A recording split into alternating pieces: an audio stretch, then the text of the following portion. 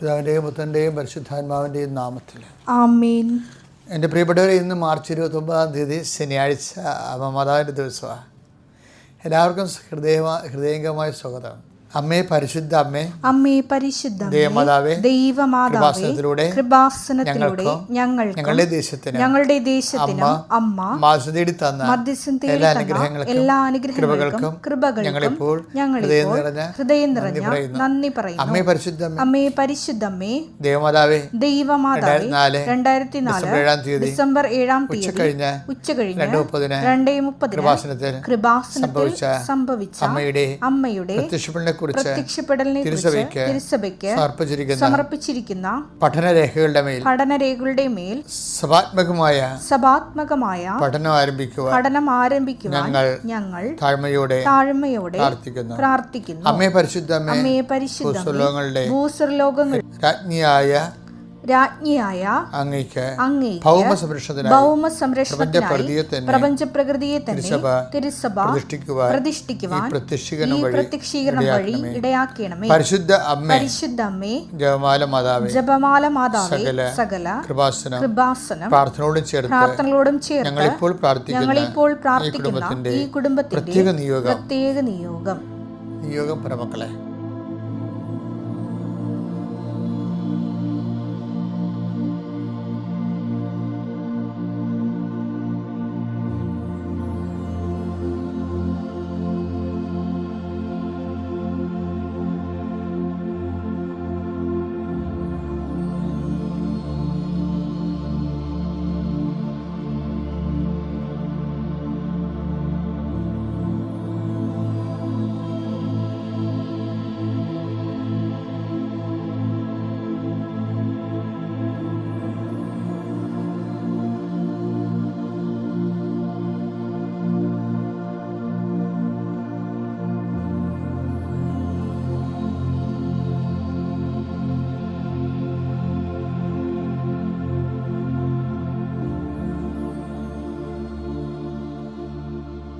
അമ്മയുടെ പ്രത്യക്ഷീകരണത്തിന്റെ ഈ അനുഗ്രഹവേളയിൽ ഞങ്ങൾക്ക് സാധിച്ചു തരുവാൻ കനിയണമേ. ആമേൻ. വിശ്വാസ പ്രമാണം. സർവശക്തനായ പിതാവും ആകാശത്തിന്റെയും ഭൂമിയുടെയും സൃഷ്ടാവുമായ ദൈവത്തിൽ ഞാൻ വിശ്വസിക്കുന്നു. അവിടുത്തെ ഏകപുത്രനും ഞങ്ങളുടെ കർത്താവുമായ ഈശോ മിശിഹായിലും ഞാൻ വിശ്വസിക്കുന്നു. ഈ പുത്രൻ പരിശുദ്ധാത്മാവിനാൽ ഗർഭസ്ഥനായി കന്യകാമറിയത്തിൽ നിന്ന് പിറന്ന് പൊന്തിയോസ് പീലാത്തോസിന്റെ കാലത്ത് പീഡകൾ സഹിച്ച് കുരിശിൽ തറയ്ക്കപ്പെട്ട് മരിച്ച് അടക്കപ്പെട്ട് പാതാളങ്ങളിൽ ഇറങ്ങി മരിച്ചവരുടെ ഇടയിൽ നിന്ന് 3-ാം നാൾ ഉയർത്ത് സ്വർഗത്തിലേക്ക് എഴുന്നള്ളി സർവശക്തിയുള്ള പിതാവായ ദൈവത്തിന്റെ വലതുഭാഗത്തിരിക്കുന്നു. അവിടെ നിന്ന് ജീവിക്കുന്നവരെയും മരിച്ചവരെയും വിധിക്കുവാൻ വരുമെന്നും ഞാൻ വിശ്വസിക്കുന്നു. പരിശുദ്ധാത്മാവിലും ഞാൻ വിശ്വസിക്കുന്നു. വിശുദ്ധ കത്തോലിക്കാ സഭയിലും പുണ്യവാന്മാരുടെ ഐക്യത്തിലും പാപങ്ങളുടെ മോചനത്തിലും ശരീരത്തിന്റെ ഉയർപ്പിലും നിത്യമായ ജീവിതത്തിലും ഞാൻ വിശ്വസിക്കുന്നു. ആമേൻ. സ്വർഗ്ഗസ്ഥനായ ഞങ്ങളുടെ പിതാവേ, അങ്ങയുടെ നാമം പൂജിതമാകണമേ. അങ്ങയുടെ രാജ്യം വരണമേ. അങ്ങയുടെ തിരുമനസ് സ്വർഗത്തിലെ പോലെ ഭൂമിയിലും ആകണമേ. അന്നു വേണ്ടുന്ന ആഹാരം ഇന്ന് ഞങ്ങൾക്ക് തരണമേ. ഞങ്ങളോട് തെറ്റ് ചെയ്യുന്നവരോട് ഞങ്ങൾ ക്ഷമിക്കുന്നത് പോലെ ഞങ്ങളുടെ തെറ്റുകൾ ഞങ്ങളോടും ക്ഷമിക്കണമേ. ഞങ്ങളെ പ്രലോഭനത്തിൽ ഉൾപ്പെടുത്തരുതേ, തിന്മയിൽ ഞങ്ങൾ രക്ഷിക്കണമേ. ആമേൻ. നന്മ നിറഞ്ഞ മറിയമേ, സ്വസ്തി. കർത്താവ് അങ്ങയുടെ കൂടെ സ്ത്രീകളിൽ അങ്ങ് അനുഗ്രഹിക്കപ്പെട്ടവളാകുന്നു. അങ്ങയുടെ ഉദരത്തിൻ ഫലമായി ഈശോ അനുഗ്രഹിക്കപ്പെട്ടവനാകുന്നു. പരിശുദ്ധ മറിയമേ, തമ്പുരാന്റെ അമ്മേ, പാപികളായ ഞങ്ങൾക്ക് വേണ്ടി ഇപ്പോഴും ഞങ്ങളുടെ മരണസമയത്തും തമ്പുരാനോട് അപേക്ഷിക്കണമേ. ആമേൻ. എൻ്റെ പ്രിയപ്പെട്ടവരെ, ഭക്തിയോടെ നമുക്ക് ഇന്നത്തെ ദിവസം പരിശുദ്ധ അമ്മയുടെ മാധ്യസ്ഥത്തിലെ ഈ പ്രാർത്ഥനയിലൂടെ അനേകം മക്കളെ കർത്താവ് ആശീർവദിക്കുകയും അനുഗ്രഹിക്കുകയും ചെയ്യുന്നതിന് നന്ദി പറയുന്നു. ഒത്തിരി പേര് സാക്ഷ്യം പറയുമ്പോൾ അതാ ദിവസങ്ങളിൽ നടക്കുന്ന ഡെയിലി ബ്രെഡിലൂടെ അവർക്ക് ലഭിച്ച അനുഗ്രഹങ്ങളെക്കുറിച്ച് അവർ പറയുന്നുണ്ട്. അവർ കേൾക്കുന്നതിൽ സന്തോഷമുണ്ട്. ദൈവത്തോട് നന്ദി പറയുന്നു. അതുകൊണ്ട് വളരെ എഫിക്കസി ആയിട്ടുള്ളൊരു ഫലപ്രദമായൊരു പ്രാർത്ഥനയാണിത്. ഇപ്പോൾ ഇതിൽ പങ്കെടുക്കുമ്പോൾ എപ്പോഴും നിങ്ങൾ കൃപാസനത്തിൻ്റെ പ്രാർത്ഥനയിൽ പങ്കെടുക്കുമ്പോൾ എത്ര നേരം പ്രാർത്ഥിച്ചു എന്നുള്ളതല്ല, കൃപാസനത്തിൻ്റെ ആസ്തിഭദ്രതയാണ് പ്രധാനപ്പെട്ട കാര്യം. 39 വർഷത്തെ ആണ് ശുശ്രൂഷ. ഞാൻ അച്ഛനായി പിറ്റേ കൊല്ലം തന്നെ കർത്താവിൻ്റെ പ്രത്യേക ശുശ്രൂഷ കർത്താവിനേക്ക് വെളിപ്പെടുത്തി തന്നു.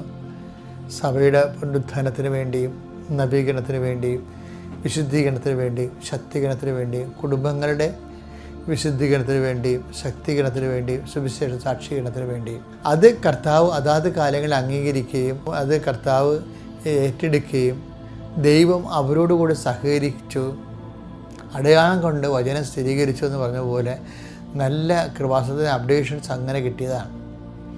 അതാണ് ദൈവം അത് ഞാൻ എപ്പോഴും പറയുന്നത്. നിങ്ങൾ ഈ കൃപാസനത്തിൻ്റെ ആധ്യാത്മിക അനുഭവങ്ങളിലെ പങ്കുകാരാകുമ്പോൾ തന്നെ നിങ്ങളുടെ മുമ്പിൽ കൃപാസനം ഒരു മാതൃകയാണ്. എന്ന് വെച്ചാൽ എങ്ങനെ ദൈവത്തെ പ്രസാദിപ്പിക്കാം, എങ്ങനെ സത്യസന്ധമായ ദൈവത്തിന് വേണ്ടി ജീവിക്കാം, എങ്ങനെയാണ് സുവിശേഷത്തിൻ്റെ വേല ചെയ്യണത്, എങ്ങനെയാണ് കർത്താവിൻ്റെ വിശുദ്ധമായ രക്തം ഭൂമി വീണതിന് മറുപടി പറയണത്, അതിലൂടെ ദൈവത്തിൻ്റെ പ്രീതിക്ക് പാത്രമായിട്ട് ദൈവത്തിൻ്റെ ഈ കാലഘട്ടങ്ങളിലുള്ള സ്വർഗത്തിൻ്റെ ഉപകരണമായി പ്രവർത്തിക്കുന്നത്. അങ്ങനെ ഓരോ വ്യക്തികളും ആഗ്രഹിച്ചു കഴിഞ്ഞാൽ അത് നടപടിയുള്ള കാര്യങ്ങളാണ്. അപ്പോൾ അതുകൊണ്ട് നിങ്ങൾ അനുഗ്രഹങ്ങൾ ആഗ്രഹിക്കുക മാത്രമല്ല, ദൈവത്തിന് വേണ്ടി ജീവിക്കാൻ വേണ്ടിക്കുള്ളൊരു തീരുമാനം ഉണ്ടാകണമെന്നുള്ളതാണ് എൻ്റെ അഭ്യർത്ഥന. കർത്താവെ, അങ്ങയുടെ മക്കളെ പ്രേക്ഷിതരായി അങ്ങ് വളർത്തണമെന്ന് പ്രാർത്ഥിക്കുന്നു. കർത്താവ് സഭയിൽ ദൈവവിളി പ്രോത്സാഹിപ്പിക്കുവാനും ദൈവവിളിക്കായിട്ട് ഒരുങ്ങുന്നവരെ അതിലേക്ക് നയിക്കുന്ന രീതിയിൽ അങ്ങ് വലിയ അനുഗ്രഹങ്ങൾ നൽകണമെന്ന് പ്രാർത്ഥിക്കുന്നു.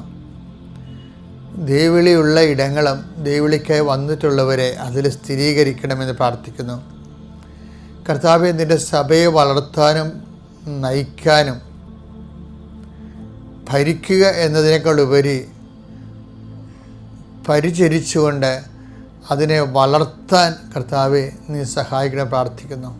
കർത്താവെ, എല്ലാ ദൈവവിളികളെയും നീ ആശീർവദിക്കണമേ.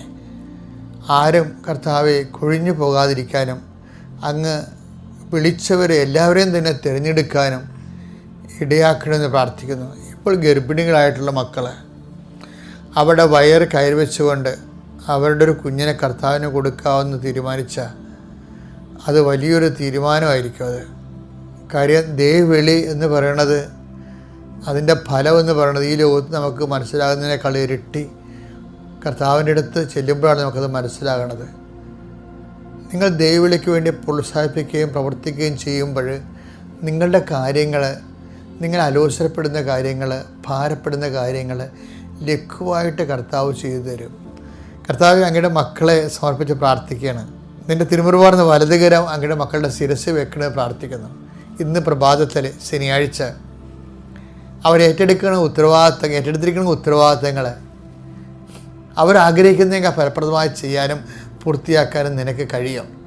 എൻ്റെ കർത്താവിൻ്റെ ഉന്നതമായ നാമത്തിൽ ഇപ്പോൾ രോഗികളായിട്ടുള്ളവർ, ശരീരത്തിന് വൈകായിക തോന്നുന്നവരുണ്ട് കർത്താവേ, അവർക്ക് ഭാരം നിറയുന്നത് ഒരു രോഗം വന്നിട്ട് ദിവസങ്ങളായിട്ട് മാറാതെ ഇത് മാറണില്ലല്ലോ കർത്താവേ എന്ന് വിചാരിച്ചുകൊണ്ട് ഒന്നും ചെയ്യാൻ പറ്റണില്ലല്ലോ എന്ന് ഓർത്തിട്ടുണ്ട്. നല്ല ദിനങ്ങൾ പാഴായിപ്പോകുന്ന സങ്കടങ്ങൾ വിഷമിച്ചിരിക്കുന്നവരെ ഈ കുരിശുകൊണ്ട് ഞാൻ ആശീർവദിക്കുന്നു. കർത്താവ് നിങ്ങളുടെ രോഗങ്ങളെ എടുത്തു മാറ്റുകയും നിങ്ങൾക്ക് നല്ല ഓജസ് ലഭിക്കുകയും ചെയ്യട്ടെ. നീ എന്തെങ്കിലും കരുതി ഭാരപ്പെടുന്നുണ്ടെങ്കിൽ, ഏതെങ്കിലും വ്യക്തികളുമായിട്ട് ഇടപെടലുകളിൽ നീ ഭാരപ്പെടുന്നുണ്ടെങ്കിൽ കർത്താവ് നിന്നെ ഇപ്പോഴാശീർവദിക്കട്ടെ. കൃപാസനത്താറെ ജീവനോടെ പ്രത്യക്ഷപ്പെട്ട പരിശുദ്ധമ്മ സഞ്ചാരി മാതാവ്, സമയത്തിൻ്റെ അധികാരി, നിൻ്റെ സമയങ്ങളെ ആശീർവദിക്കട്ടെ എന്ന് പ്രാർത്ഥിക്കുന്നു. നീ ഒരു നിർണായകമായ സമയം, ചിലപ്പോൾ കണ്ടുമുട്ടലിൻ്റെ സമയമാകാം, ചിലപ്പോൾ ഒത്തുതീർപ്പിൻ്റെ സമയമാകാം, ചിലപ്പോൾ ചർച്ച തീരുമാനമാകാൻ സമയമാകാം. നീ ആഗ്രഹിക്കുന്ന ചർച്ച തീരുമാനത്തിൽ വരണമെന്ന് ആഗ്രഹിക്കുന്ന ഒരു അവസ്ഥയാകാം. ഒരു കാര്യം ദൈവത്തെ ഓർക്കുക, നിന്റെ ചെറുതും വലുതുമായ നിൻ്റെ സ്വകാര്യവും ജനകീയ കാര്യങ്ങളുമായ എല്ലാ കാര്യങ്ങളെയും ദൈവം ഹോണർ ചെയ്യുന്നുണ്ട്. പരിശുദ്ധ അമ്മ, അവർക്ക് വീഞ്ഞില്ല എന്ന് പറഞ്ഞാൽ നമ്മളുടെ ഇല്ലായ്മകളെല്ലാം ദൈവം അമ്മയിലൂടെ അഡ്രസ്സ് ചെയ്യുമെന്നുള്ളതാണ് സുവിശേഷത്തിൻ്റെ സുവിശേഷം എന്ന് പറയുന്നത്. അതുകൊണ്ട് എൻ്റെ മക്കളെ, പരിശുദ്ധ അമ്മ വഴി ഒരു കാര്യം ചോദിക്കാൻ നിങ്ങൾ ലജ്ജിക്കരുത്. നിങ്ങളുടെ ആവശ്യം എന്തെന്ന് സ്വർഗ്ഗസ്ഥനായ പിതാവ് അറിയുന്നു എന്ന് പറഞ്ഞാലും ആ അറിവിൻ്റെ മേലെ ഒരു അക്കം കൊടുക്കാൻ വേണ്ടി അമ്മ ഒരു അനിവാര്യ ഘടകമാണ്. അമ്മേ, പരിശുദ്ധ അമ്മേ, ദേവമാതാവേ, ഇന്ന് ശനിയാഴ്ച അമ്മയുടെ ദിവസമായിട്ട് ഞങ്ങൾ ആചരിക്കുകയും അത് അമ്മയുടെ അരൂപിയിലെ ജീവിക്കാൻ ആഗ്രഹിക്കുകയും ചെയ്യുന്നു. കർത്താവേ, ഓരോ കാര്യങ്ങളിലേക്ക് ഞങ്ങൾ ബന്ധപ്പെട്ട് അമ്മയെപ്പോലെ യേശുവിനെ കാണാൻ ബന്ധപ്പെട്ട് പോയവർ തിടുക്കത്തിൽ ഓരോ കാര്യങ്ങളിലേക്ക് പോകുന്നവരുണ്ട്. ഇന്ന് ശനിയാഴ്ച കണക്ക് തീർക്കേണ്ട ദിവസമാണ്.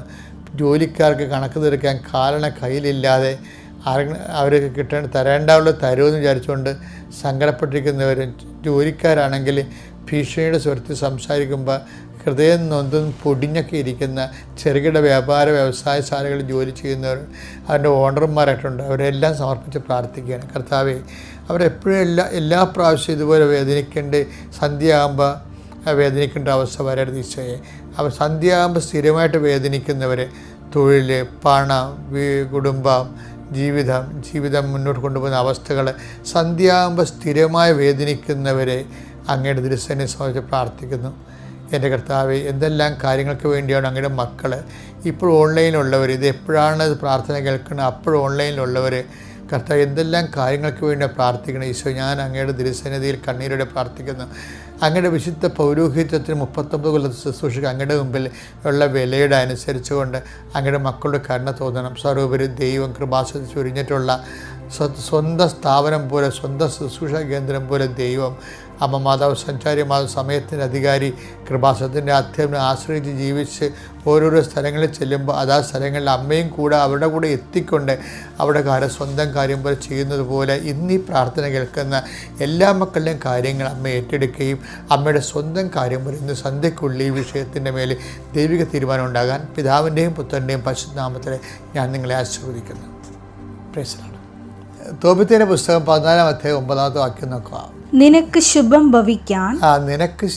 ഭവിക്കാൻ നിയമവും പ്രമാണങ്ങളും പാലിക്കുകയും നീതിയോടും കരുണയോടും കൂടെ വർത്തിക്കുകയും ചെയ്യുക. ശുഭം ഭവിക്കുക എന്നുള്ളത് നമ്മൾ ഈ ദിവസങ്ങളിലെ ആദ്യ ചൊവ്വാഴ്ചയും അനുദിന ഡെയിലി ബ്രെഡിലുമൊക്കെ നമ്മൾ കാണുന്നതാണ്. പക്ഷേ ഇതൊരു ചെറിയ സബ്ജക്റ്റ് അല്ല. അതായത് എന്താണ് ശുഭം എന്ന് പറയണത്? ദൈവം ഒരു വിഷയത്തിൽ നമ്മൾ ആഗ്രഹിക്കുന്നത് പോലെ ആവശ്യപ്പെടുന്നതിനേക്കാളും കൂടുതൽ